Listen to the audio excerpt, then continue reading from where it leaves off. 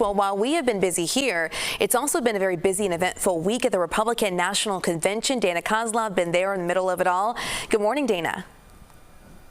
Good morning, Audrina. It's good to see you. Everyone is talking about former President Donald Trump's VP nominee, Senator JD Vance, and that includes the Biden-Harris campaign. This morning, it released a new video bashing Vance just hours before he's set to take the stage here at the Republican National Convention in the Fiserv Forum. Sabrina Franza has more on last night's lineup, pushing party unity, and what we can expect from today, day 3. Former President Donald Trump was back for day 2 of the Republican National Convention as several of his biggest 2024 primary rivals took the stage in a show of party unity. Donald Trump has my strong endorsement, period. We cannot let him down, and we cannot let America down. Safety was the other theme on day 2 as speakers pushed for tougher anti-crime and immigration laws. The country is less safe. But here's the good news. We can fix it. Tonight, all eyes will be on Vice Presidential nominee JD Vance as he addresses the convention crowd.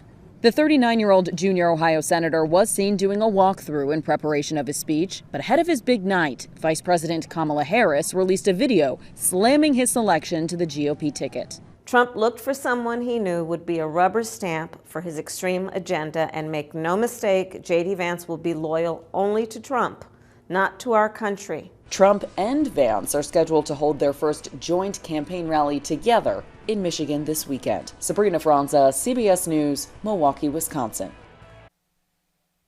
Thanks to Sabrina. Now, JD Vance has also stepped up his attacks on the vice president recently. On Fox News last week, he accused her of lying about the president's fitness for office in order to hold on to political power. When proceedings get underway for day 3 of the convention in a few hours here, the theme today will be Make America Strong once again. Republicans will highlight the changes they hope to make to American foreign policy, focusing on energy independence, increases to military spending, and to, quote, restore peace in Europe, a line interpreted by many as an eagerness to wind down aid to Ukraine. Ohio's junior senator and Trump's running mate, JD Vance, will be among tonight's speakers. In fact, it's his big night tonight.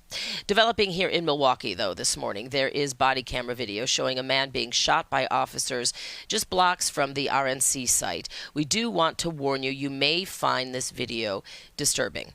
Columbus, Ohio police officers brought in to help with convention security saw a man with a knife in each hand threatening another man. The Milwaukee police chief says the Columbus officers shot the man when he didn't listen to commands to drop the knives. The officers involved in the shooting will return to Ohio when the investigation is complete. The FBI and Department of Homeland Security are concerned about retaliatory attacks after the attempted assassination of former President Trump. The agencies say online rhetoric is especially concerning. And we are now learning a threat by Iran on Trump's life led to additional security before Saturday's rally. The threats were in revenge for Trump ordering the 2020 killing of the head of the covert operations team of the Iranian Islamic Revolutionary Guard.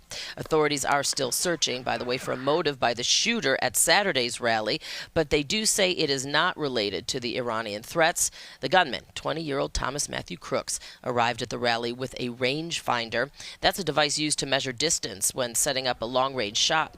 Security let him in because it is not a weapon. He later shot at the president from the roof of a building outside the security perimeter where a 3-member local tactical team was stationed.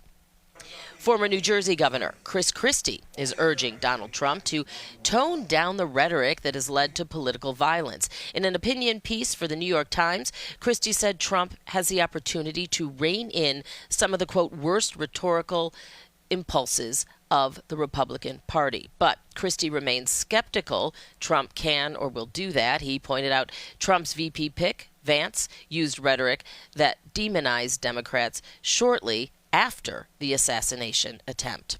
And ahead at 9:30, I'll talk with CBS News senior political correspondent Ed O'Keefe about the new poll showing what Republicans think of the vice presidential pick. We have a lot more ahead, Audrina, but for now, back to you. All right, Dana, thank you so much for all of that. We'll see you in just a bit for more.